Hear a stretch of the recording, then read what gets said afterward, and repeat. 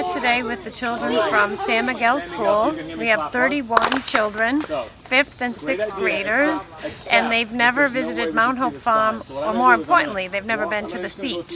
So we have Chief Sachem and Tracy Brown that are going to meet us up there to see the children. We're so excited. Thank you for coming. And Alan, you're going to have to go to your left. Everyone's looking pretty good. Big smiles. And no sign. There we go. Perfect. I'm going up. No, this isn't one. I like it. I love it. Hello. How are you? Hi there. How are you? Hello. Oh.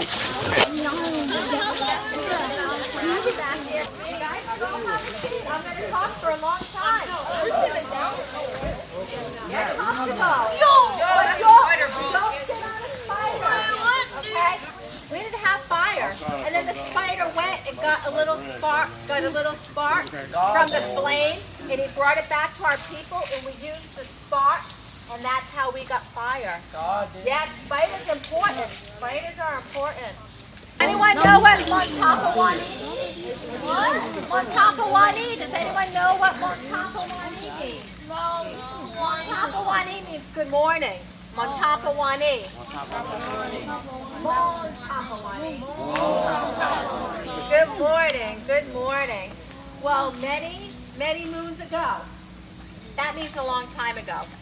Many moons ago, one of our young Indian men, we call them braves, went up to the top of the mountain. It was a lot taller back then. But he went up to the top of the mountain and he looked all around. And it was so beautiful. He just sat down and rolled on the grass, and when he stopped, he heard this. That was his heart beating. And then he sat up and he looked and he saw the berries and he saw the beautiful running stream, and he said, oh, nature is so good. Provides the berries for me to eat, provides water for me to drink. And then he heard this. That was the heartbeat of Mother Nature. But he realized that everything he saw, the berries, the stream, the trees, the rocks, the animals. Did you guys see deer coming? No. Oh, we saw a deer. Ran right out in front of our car. Everything had to have been created by something greater than he. And at that moment, he heard this.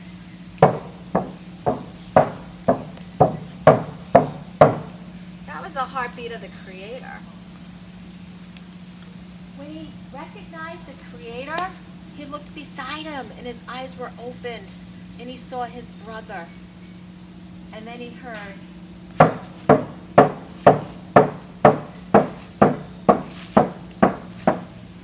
the heartbeat of mankind.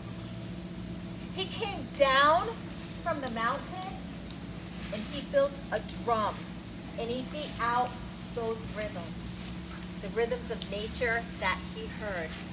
And to this day, whenever my people start, when we meet, when we get together, we always start with the drum, for it is the heartbeat of our people.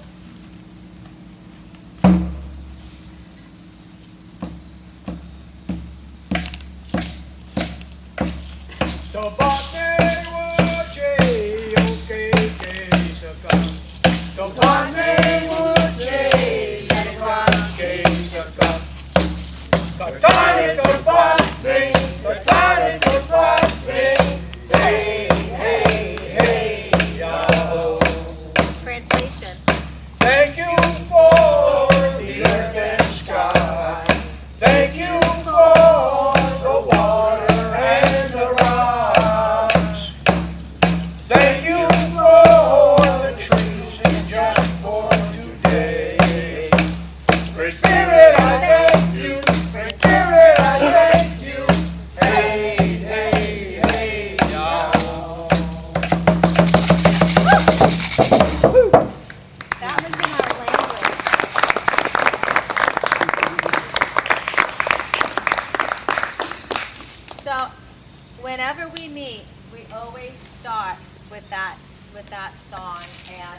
a little while, you'll hear more about that. But before we continue on, we always give thanks to the Creator. So Hawk is going to come up and tell you about that, what he's going to do. I'm Harry Hawk Edmonds.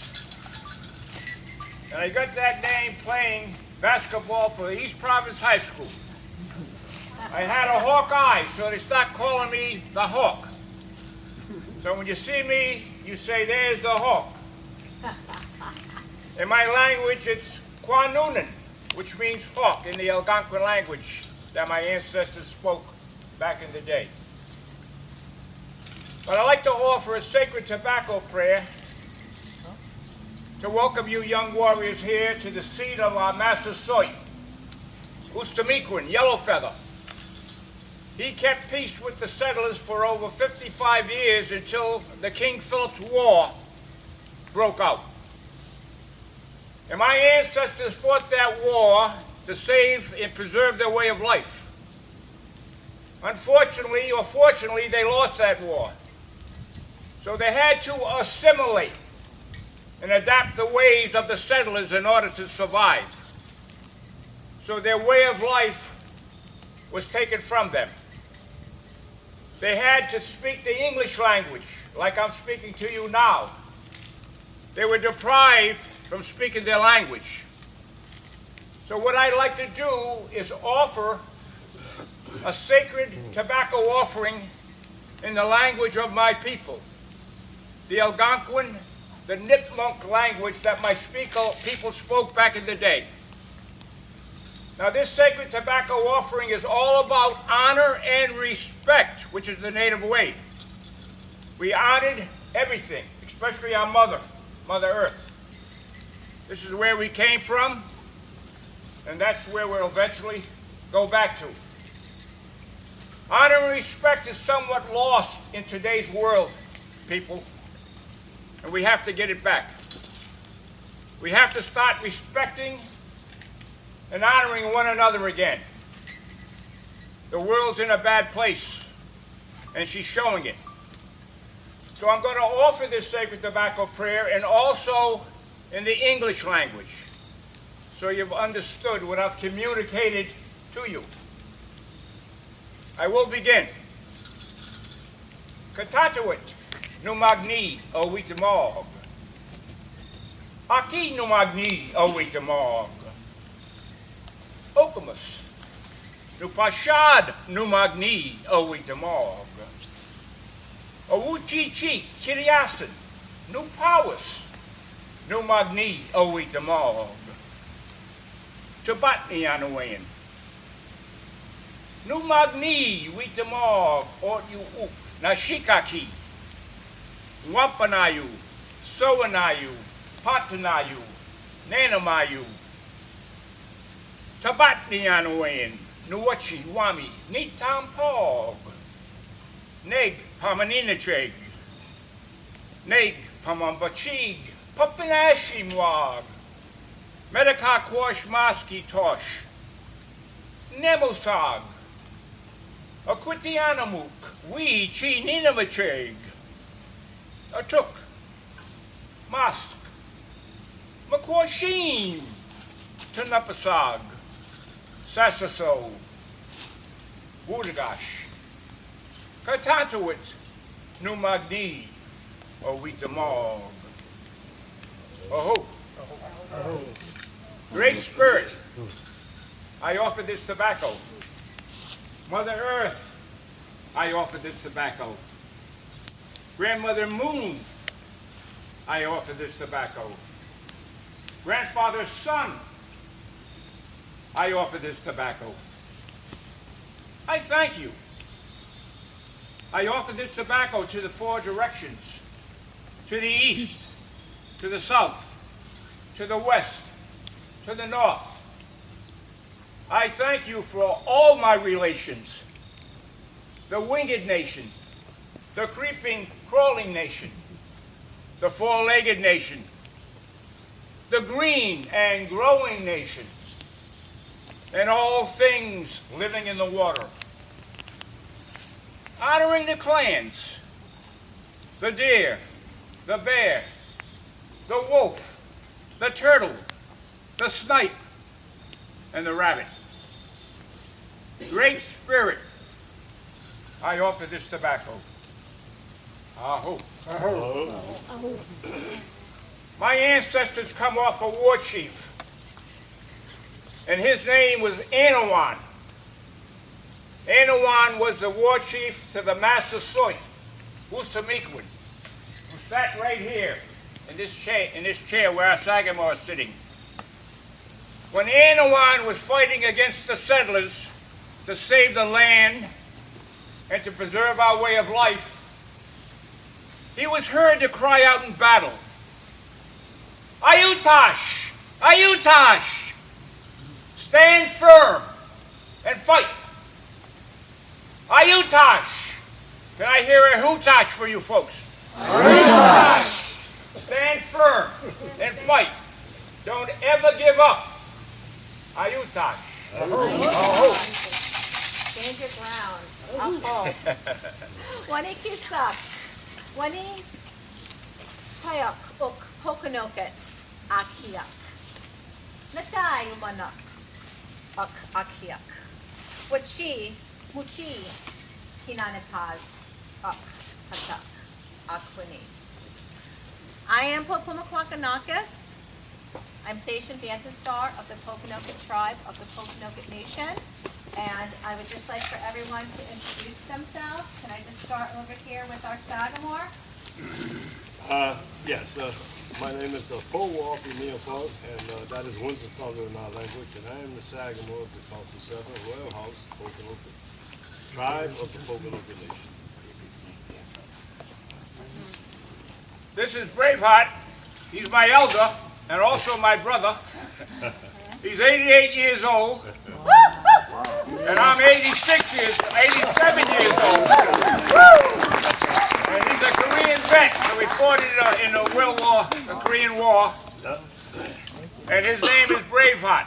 Kanape Wata Kanape Wata in the language. And he got that name for fighting in the Korean War. And he has a cow valve inserted in his aorta. His heart. So, in his heart. So when they gave him a name, my mother, our mother, decided we call him Braveheart. Kanepe Wata.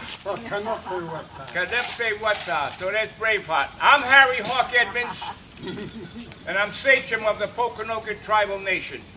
And I want to welcome you young warriors here today to learn a little something about our culture. I don't see any maidens here. Any young maidens? It's an all-boys school, I guess it is, huh? Yes. Oh, okay. Well, welcome to Pokanoket country, the land of our Massasoit. Thank you. And if I translate it, what I said was, welcome to the ancestral homeland of the Pokanoket tribe.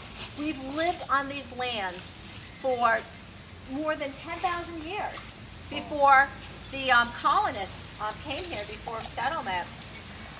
And the Creator, He put my people on this land to care for this land, to take care of it and everything on it. And I just want to acknowledge my ancestors who did just that. They lived in peace and balance and harmony with this land and everything on it. And I would like to acknowledge the Pokanoket people who today are still trying to restore balance to this land. I also wanted to mention that our Sagamore, he's 80 years old.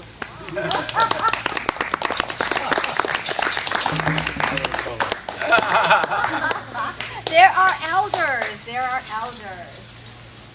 Okay, my name is Wagwan Gamlamum, that's Rainbow Heart.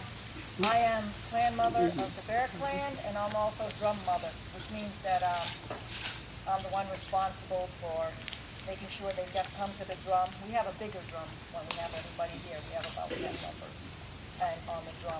And so it's me to make sure that everything works well and goes well. Hi there, I'm Weepy Kakuas.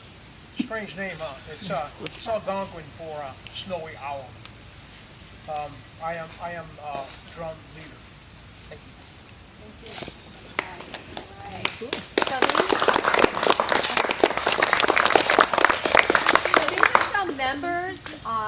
the Pokanoket tribe, but Sagamore is going to come up and tell you a little bit more about the Pokanoket tribe, our people. Well, I don't have to welcome you to the land of the Pokanoket because they've already done that. And that sun is in my eyes. So Yes. all right. As I said before, I'm Powwow near Bugs, and I'm the 10th generation great-grandson of the Massasoit Osamiquin who welcomed or greeted the Pilgrims when they came to this country. I am the 9th generation great-grandson of Po Metacom. You probably know him historically as King Philip of the King Philip War. And I am the 6th generation great-grandson of Simeon Simon. And Simeon Simon was George Washington's hand-picked bodyguard. When George Washington was coming through Patchogue, Connecticut to take over the revolutionary forces, Simeon Simon was out there pinning all his men. He called them in. He wanted to know who he was. And he told them, my line is a closed book. He couldn't talk about it because it was illegal to say you were Pokanoket at that time. And so he went with George Washington, became his bodyguard that day when he was going back to active duty, and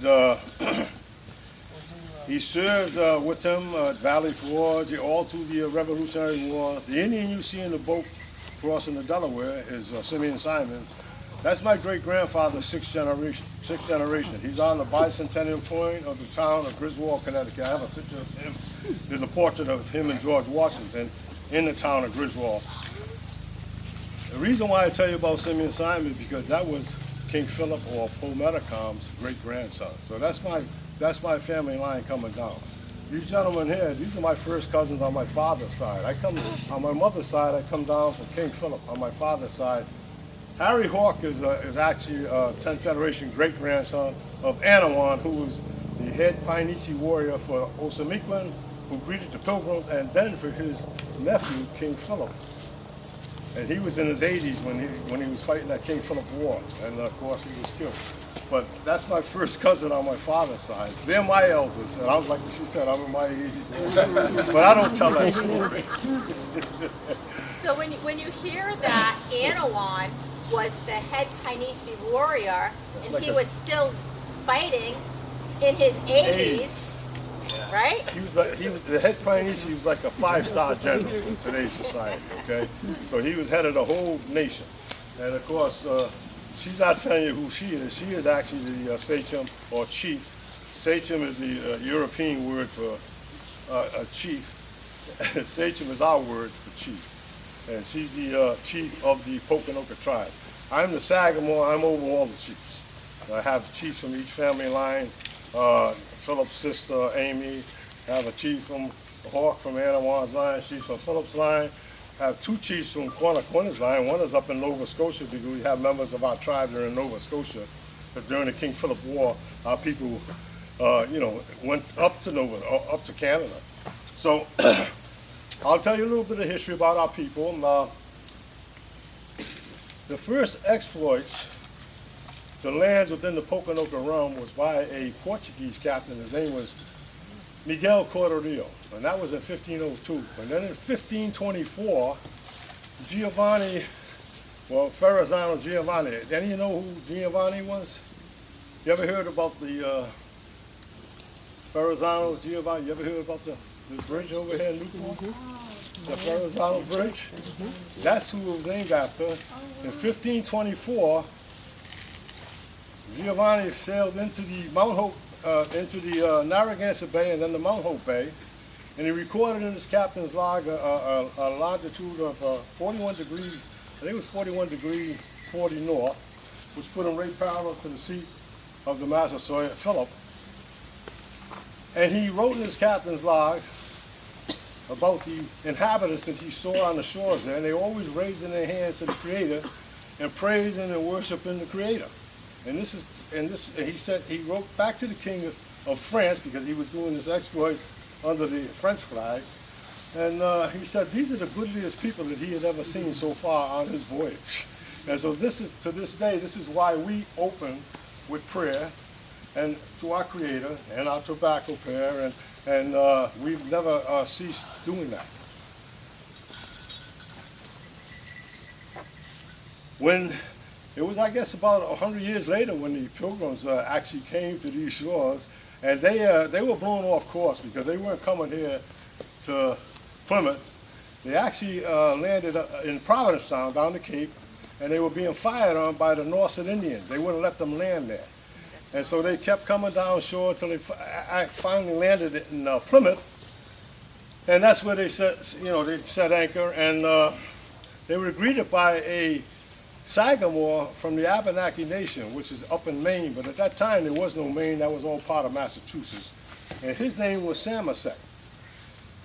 And he said, he come out, he said, welcome Englishmen, and they were surprised that he could speak English. And he told them that he would go back and he would get someone that spoke even better English than he did. And any ever heard of Squanto? You ever heard of Squanto? Well, his actual name was Pisquantum, but he went back and he got Squanto and the Massasoit. And from there, they actually, a treaty came about. But before that treaty came about, Governor Carver, who was the governor at that time of Plymouth, sent his emissaries down here to, are you people from this area? Are you from Bristol? No. Providence. No? Oh, you're from Providence. Okay, all right. You know where Warren is, though, don't you? You know where Warren, Rhode Island is? No? Yes. You know where Blown Seafood is? No? Okay. I'm trying. They drove through to get here. They drove Okay. through Warren to get here. Well, actually, where do you think the Massasoit lived? Do you have any idea where he lived? East, maybe? Where? More in the east? No. The Massasoit Good lived, answer. He lived in the east, all right. Yeah, he's lived probably right here. He lived here. right here. This here was called Montauk. All right? Today, you call it Mount Hope. We call it Montauk in our language. But the Massasoit actually lived over there in Warren. But at that time, there was no Warren. There was no Warren, there was no Barrington, there was no East Providence. This was all actually part of Montauk, and Governor Carver, he sent his emissaries down here to meet with the Massasoit, and they hammered out some of the bullet points of the treaty, which he signed at that time. And the treaty itself was actually signed down in Plymouth. But they actually came over here, what is that, Front Street? Water Street, over here in Warren. And that's where they actually met the Massasoit. So the signing took place in Plymouth, but the Massasoit lived here. He didn't live down the Cape, he lived here, in this area here. A lot of people, they don't know that, the Massasoit actually came from this area. At that time, this is, you're in actually the homeland of the Pokanoket tribe, which is called Soams. And Soams, in the time of the Massasoit, took in, today, it would be Swansea, South Swansea, Somerset, Rehoboth, Seacon, East Providence. There was no East Providence because East Providence was part of Seacon, part of Providence, Barrington, Warren, and Bristol. But there were no Barrington and Warren. That was all part of Mount Hope. So the boundary lines have changed through the years. So any map that you look at prior to the King Philip War, prior to 1675, will say right on it, King Philip Country. All this area here will say King Philip Country or Pokanoket Country on it. All right, and that's included in the Sellers map, who was John Sellers was the map maker to the King of England. And so that map was drawn up in 1675, and I have those maps with me if you want to look at them. But they say right in the index, it says Pokanoket Country or King Philip Country. So why do you think the Norsets were firing on the Pilgrims when they came here? Do you have any idea? No? Why do you think the Samoset... I have something. Oh, you have a... What do you think? Pardon? I can't hear you. Yeah, come on, you gotta speak up. He's in his 80s. Gotta talk loud. What do you think?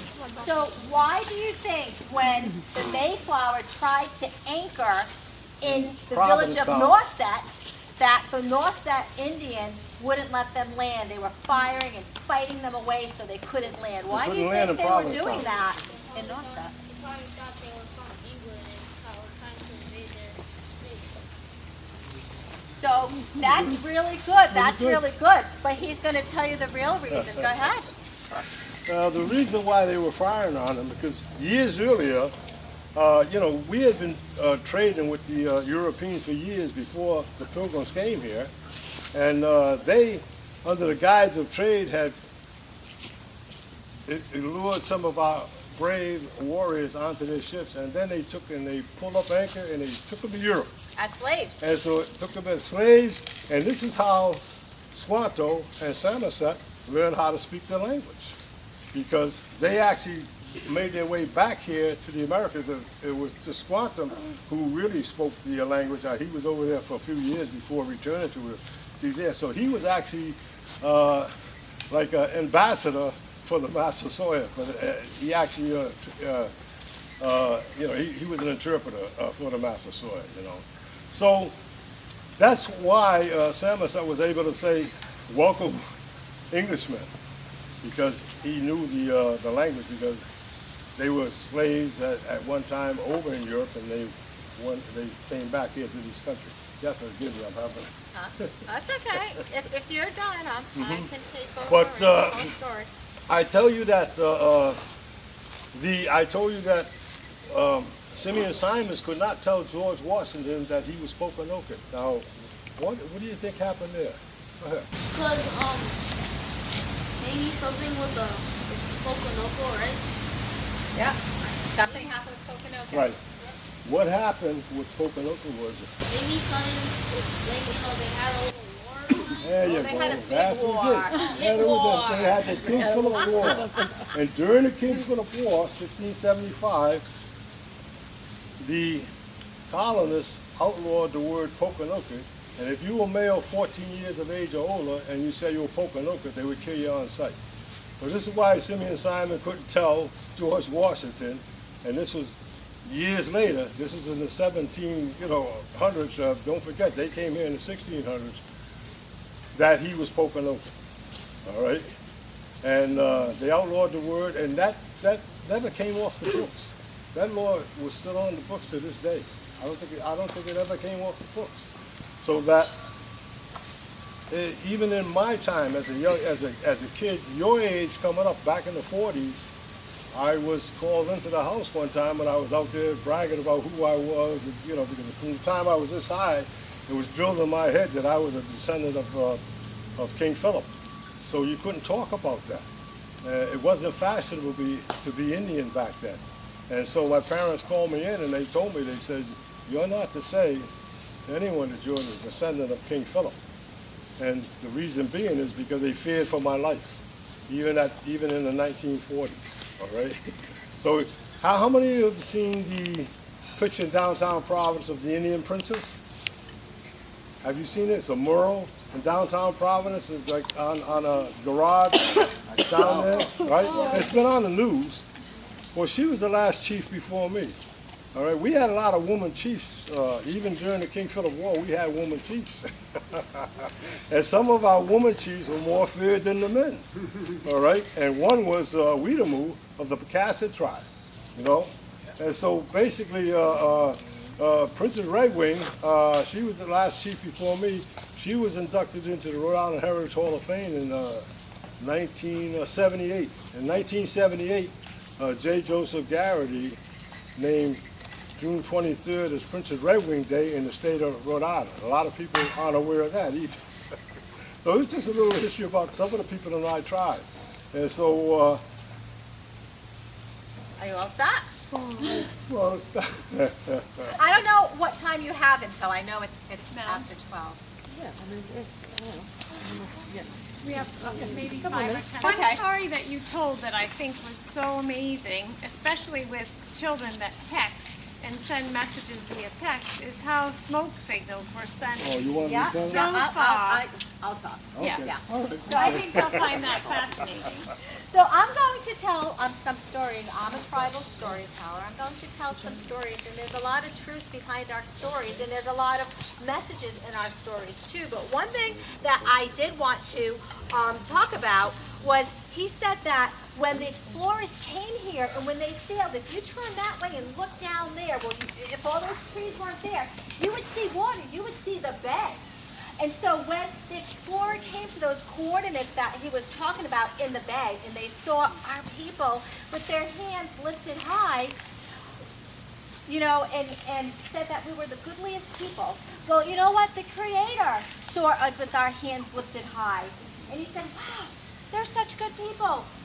And I'm going to send them some gifts because they are such good people. So he sent 3 messengers bearing gifts to give to our people. And they gave these gifts to our people, and they told our people to take these gifts and to plant them, and that they would grow and they would multiply, and we were to share them. So we did just that. They grew, they multiplied, we shared them.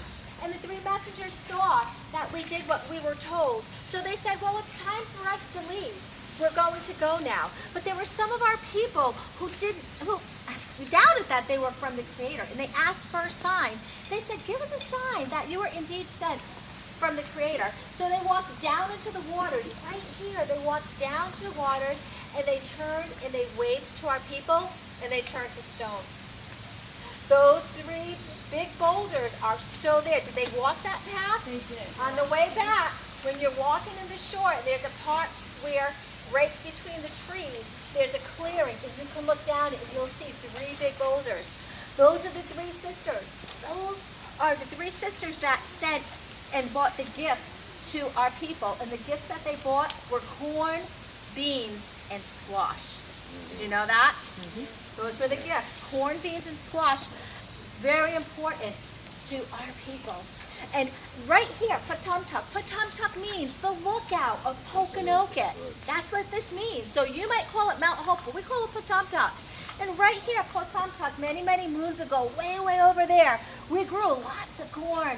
We grew lots of corn because the Massasoit was the head of the Pokanoket Nation. He was of the Pokanoket tribe, and this is where the Pokanoket tribes lived, but there were other tribes in the nation. There was the Pecasset. There was the Namaskit. There was the Asonic. There were many tribes in that nation. But the Pokanoket tribe lived here, right where you're sitting right now, in what was Soams, what he described to you.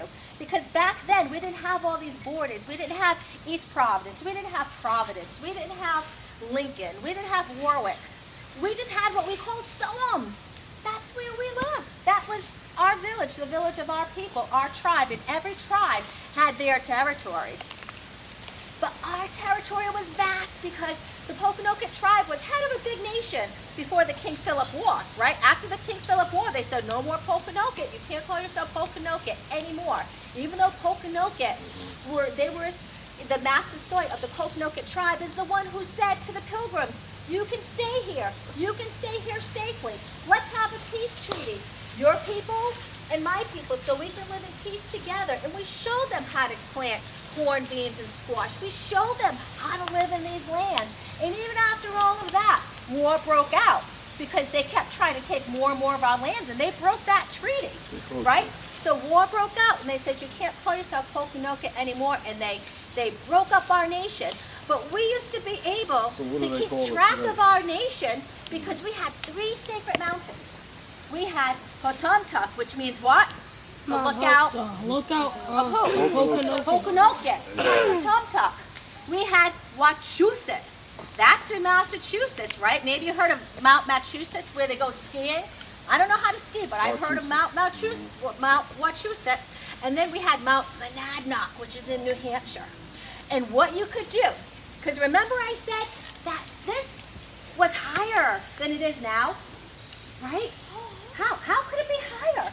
Well, it was higher, but when we were run off this land, when they, wouldn't let our people back on this land, they started doing things with our land. And one of the things that they did not so long ago is they had a Nike missile project. The government had a Nike missile. And that's exactly what it sounds like, missiles, boom. So you know what they did? They were testing some missiles, and they blew off the top of the mountain. Can you believe that? So when I say this was higher than what it was higher than what it is, because they blew off the top of the mountain. But from the top of this mountain, you could do a smoke signal, and they would see it all the way in Massachusetts at Mount Wachusett. And Mount Wachusett they would light a fire on top of their mountain, and you could see that all the way to Monadnock.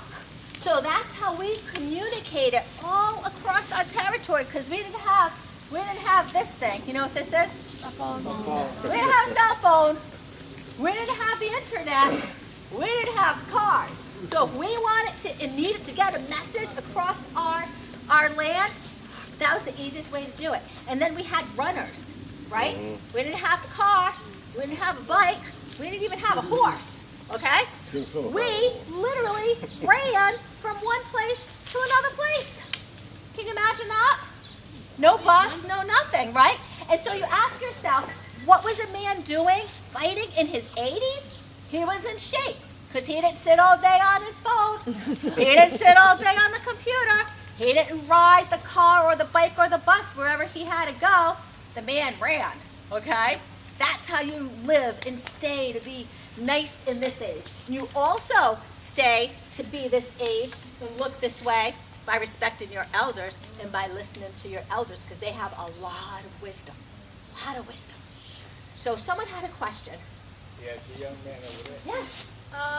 So what does the Nike missile mean? Like Nike, like what's that part? It's not Nike, the sports sneaker athletic wear that you have today. I really don't know what Nike means, but it was the name of that government project that was testing missiles. This was actually a base in the 1950s here, in which they had guided missiles, they would shoot up to take any enemy planes that came into this area. They would knock them out of the sky. Just like you see the missiles that go up today, they called them Nike back then. All right, they took 75 to 100 feet off the top of this. This is once the highest point in Rhode Island. It may still be, because if you come across the Mount Hope Bridge and you look over here, you'll see how elevated this site is. And so basically, they had a Nike site here in the 50s. And back then in the 50s, you could actually see the shore. You could see the shore from here. All this growth wasn't here. Yeah, that's important to know, because you're sitting here and you're looking and you're saying, wow, this is what the American Indians, this is how they lived, this is what they saw. No, the land has changed many, many times over the centuries and over the years, so this is not how it was. No. There are a lot of what we call invasive species of vegetation that are growing here. That means plants that were brought over from Europe and other places that really don't belong here. Right. But someone brought the seeds over and planted them, and they grew and they multiplied, and they took over the plants that were originally supposed to be here. And you know what that does? It messes up the environment, okay? When I asked you about deer, do you know that right now, as we're standing here, there are men and women who are hunting and killing deer not too far from here? And you want to know why they're doing it? Because there's too many deer. And they're trying to lessen the population of the deer. Why are there too many deer? Because the natural predator of the deer isn't here. Because people get mad when they see coyotes. They get mad and they call the police and they call the Department of Environment and they say, there's a coyote here, come kill it, take it away, get it away. And so people were getting rid of the coyotes, and guess what happened? No coyotes, more deer. Because the coyotes would keep the deer in balance, right? So you can't mess with Mother Nature. You have to live with Mother Nature, okay? You're not the creator. The creator put everything here for a purpose. The spider, the creator put the spider here. It's not up to us to kill it. It's not up to us to get rid of anything that the creator put here, because everything was put here for a balance. And everything that was put here, everything was put here for a reason, and everything that was put here balances out everything else. So we have to learn to live with it. We have to learn to live with each other. We have to learn to respect, right? Our elder here talked about respect. That's respect. Respect in you, in you, in you, in me, in everything we stand on, in everything we see. We have to learn how to live with it in balance. So if you guys go away, I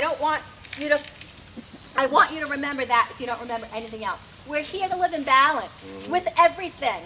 Each other, everything you see, everything you touch.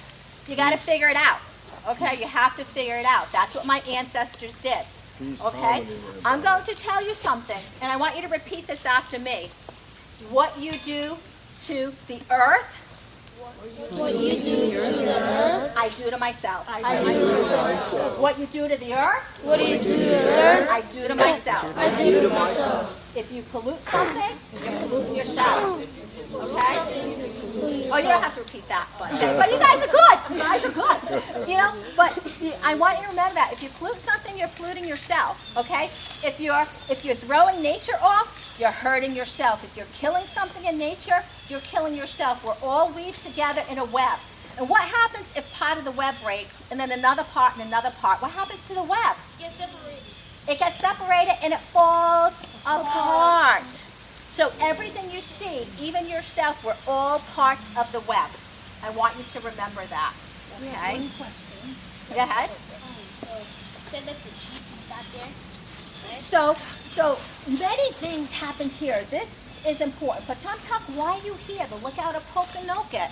The lookout of the head of the once mighty Pokanoket nation, which is no longer. But the Pokanoket tribe, the people are still here. So way back many moons ago, when the head, the Massasoit, which means great leader, when he would have to have a meeting to discuss, should the pilgrims stay here? Should we go to war? Should we teach them how to plant corn? When they made all these important decisions, they would meet and they would have what's called council. So this is one of the places where the Massasoit would sit and he would meet with his council, with his war chiefs, with the elders, and they would discuss very important matters. So this is one of the places. These rocks were put here by Brown University, as was this plastic stuff. So the rocks weren't here, but this is a place where he would come and he would meet, and many important decisions were made here. So this is one of our 3 spiritual mountains. Remember, how many spiritual mountains does Pokanoket have? 3. This is one of them. Did someone else have another question? Because I know you guys got to go. I'm talking fast. I'm so sorry.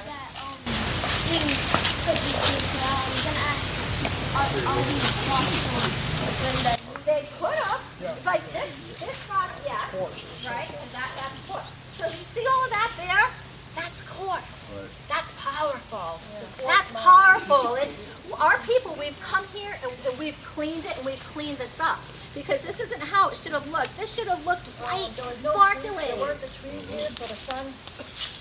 There was not the green, it was all white. And quartz gives off a power, and they would say that you could meditate here, levitate here, you could float up off of here. So powerful, the energy from the quartz. In Rhode Island, this is the place for all the quartz. The most quartz. So you want to know who put this here? Mother Nature. That's right, the Creator put this here. Who built the throne for the King of England? Mother Nature. No, who built the throne for the King of England? The Creator? No, it's man-made. Man-made throne. But who built the throne for the Massasoit of Pokanoket? The Creator. The Creator. What we're going to do, we ran out of time. We had more planned, but can you guys sing a song for them as they're walking down and out? Thank you so much. You guys were such good listeners, and I hope you learned something about Pokanoket, the Pokanoket tribe. And you know what? America wouldn't be here if it wasn't for the Pokanoket tribe. It wouldn't be what you know it as today, because it was the leader of the Pokanoket tribe who let the pilgrims, gave the okay for the pilgrims to stay here, for the tribes surrounding them to treat them, cordially and peacefully. So That all happened right here. So be proud of where you live, because where you live is a very important part of how this country got started today. How do we Our say home. thank? How do we What say thank you? you need to know The is botany. Can we all say Tabani? today,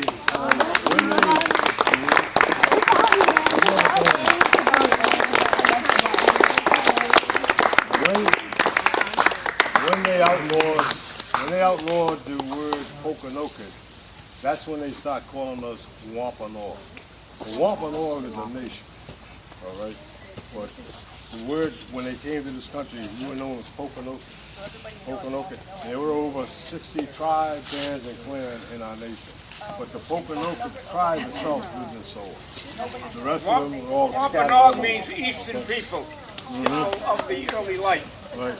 That's why the name, the Wampanoag Trail, which we have here, that's where the Wampanoag, the Eastern people, travel. But Pokanoket is the true name of our people. Right. Thank you.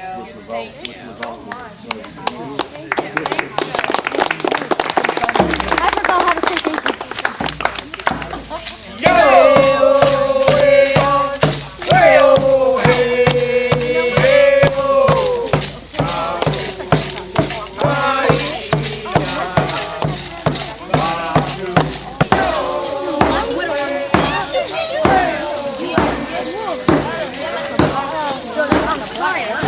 It should be on a plate.